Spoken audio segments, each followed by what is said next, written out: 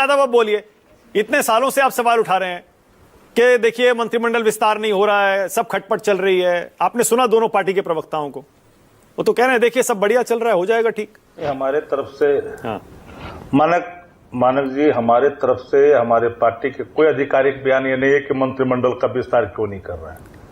ये तो मुख्यमंत्री का विशेषाधिकार होता है, करें ना करें उनकी मर्जी। लेकिन हमारे यहाँ थोड़ी कहा जा रहा था कि मंत्रिमंडल का विस्तार क्यों नहीं कर रहा है। इस विस्तार ने किसकी आभा मिट्टी मिलाई, सब कुछ दिख रहा है, बताने की आवश्यकता नहीं। बताइए ना। नहीं, बताने की आवश्यकता है, बताइए आप। कहते रहे, उसकी पुष्टि हुई है। अब सुने, जो बातें हम लगातार पीपुल डोमेन में रख रहे हैं उन बातों की पुष्टि है, और पुष्टि इस रूप में है कि अब एक एक लोग जान रहा है कि जो चीजें प्रासंगिकता से बाहर हो चुकी है उसकी व्याख्या नहीं होनी चाहिए। अब नीतीश कुमार जी को कुर्मी का नेता भी नहीं रहने दिया। भारतीय जनता पार्टी ने आज तक इतने दिनों में कभी भी भारतीय जनता पार्टी का मंत्री नालंदा से नहीं होता था, इस बार हो गया। कभी उन जमात से नहीं होता था जिस जमात से नीतीश कुमार आता थे, उससे ही भारतीय जनता पार्टी ने बनाई। अच्छी बात है, बनानी चाहिए। भारतीय जनता पार्टी का अपना एजेंडा है, उन एजेंडों के आधार पर चल रही है। पर इतनी बात तो स्पष्ट है ना कि बिहार, अब जो गांव में कहावत है, क्या बरसा जब कृषि सुखानी। जब बिहार का मन और मियाज जिस दिशा में जाना था वो चला गया। भारतीय जनता पार्टी को अकेले विश्व की बड़ी पार्टी कहने को जो कहे, भले ही वो मशीन है, एक ऐसी चक्की है जो भ्रष्टाचार को भी चिवाती है, एक ऐसी चक्की है जो अपराध को भी चिवाती है। क्योंकि इसके पास कई इक्विपमेंट है, उन इक्विपमेंट के सहारे सारे आंकड़ों को भी चिवाती है, सारे पूंजीपतियों का चंदा भी बटोरती है। तो ये बताने की आवश्यकता नहीं है जो लोग सवाल खड़े कर रहे हैं जिस रूप में।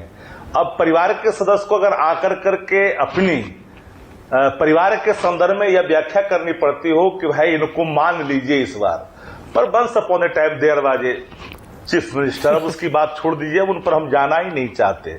अब एक बात सामने है, भारतीय जनता पार्टी ने जिस मियाज से जिन जिन लोगों को मंत्रिमंडल में रखा है उनका भी पूरा दिखाएंगे। आजकल में पूरी हिस्ट्री दिखा देंगे। आप बताने की आवश्यकता क्या है, किस बात को लेकर के मंत्रिमंडल से ड्रॉप किए गए थे एक व्यक्ति, फिर क्यों आएगा, किस पर क्या क्या चीज था, कैसे आया, वो बताने की आवश्यकता नहीं है। मैं तो इतना ही जानता हूं कि मंत्रिमंडल का विस्तार मुख्यमंत्री का विशेषाधिकार होता है, लेकिन इस विशेषाधिकार की कोई झलक कहीं नहीं दिखी। अब जिसको जितनी बात कहनी है कह दे, किसके कारण क्या हुए, उसके कारण ये हो गए, तो जिसके कारण जो होना था फिर हो ही के रहेगा। अब सवाल है कि बिहार के अंदर में बड़ी पार्टी होने के नाते हम एक बार की चर्चा बार बार लोग कर देता कि 10 में राष्ट्रीय जनता दल की सीटें कम आई। अरे याद करो, तुम्हारी पार्टी जनता दल यू है कहां? तुम्हारी तो असली पार्टी समता पार्टी है। तुम तो शरद यादव की पार्टी को आपने टेक ओवर कर लिया और शरद जी की पार्टी को आपने लेकर करके जनता दल का नेता बने हुए हो। समता पार्टी थे 5 सीट वाली पार्टी थी, आपकी 6 सीट वाली पार्टी थी। जिनको जानकारी नहीं है उनको ज्ञानवर्धन कर लेनी चाहिए।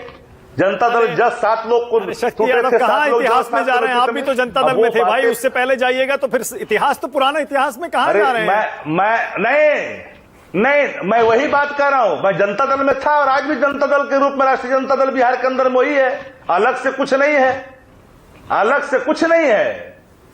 और इसलिए मैंने इन बातों को कहा कि आप जो सवाल पूछ रहे हैं कि जिनको आपने डिच के, आज वर्तमान जो लोग इस आशे में मुगालते में जी रहे थे कि प्रधानमंत्री, लाडला शब्द क्या होता है भाई? लाडला ये होता है कि अब इस रूप में कहना अच्छा नहीं लगता है। लाडला आज तक किसी ने, एक बार तो डीएनए को गाली दे देते हो, पूरा सैंपल दिल्ली चला जाता है टेस्ट होने के लिए, टेस्ट में मैच कर जाता है, फिर एक हो जाते हैं, फिर लगता है कहीं खुन्नस से बाहर आ जाते हैं, मिट्टी में मिल जाएंगे, भाजपा में नहीं जाएंगे। हम प्रतिबद्धता पर, कमिटमेंट पर जाते ही नहीं है। इसलिए नहीं जाते हैं कि जो लोग अपने सैंपल को बार बार अब साइकिलिंग क्या करते हैं, इस तरह का रिश्ता आपका भी रहा है जेडीयू से। शक्ति यादव कमाल करते हैं, नीतीश कुमार जी से चाचा भतीजा, फिर उसके बाद पलटू राम, मैं फिर इतिहास में गिनाने जाऊंगा तो आपका भी बिल्कुल वही रिश्ता रहा है नीतीश कुमार से। मानक गुप्ता जी मेरे स्टैंड शुरू से भारतीय जनता पार्टी के खिलाफ रही है, क्योंकि वो जो जमात की राजनीति करती है, जिस तरह की राजनीति करती है, जेडीयू के भी खिलाफ रही है, धार्मिक उन्माद की राजनीति कर।